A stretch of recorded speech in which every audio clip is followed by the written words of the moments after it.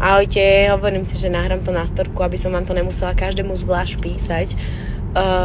Ja viem, že v dnešnej dobe CDčko väčšina ľudí si nemá kde prehrať, že už aj v autách CD prehrávače proste nejsú, ale stále je to taká keby tradícia.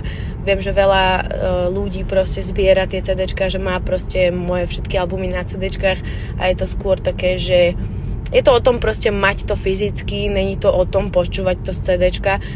Viem, že je úplne najpraktickejšie počúvať, a ja hudbu počúvam cez iTunes, Spotify a tieto proste streamovacie platformy. By the way, na streamoch bude celý album v sobotu.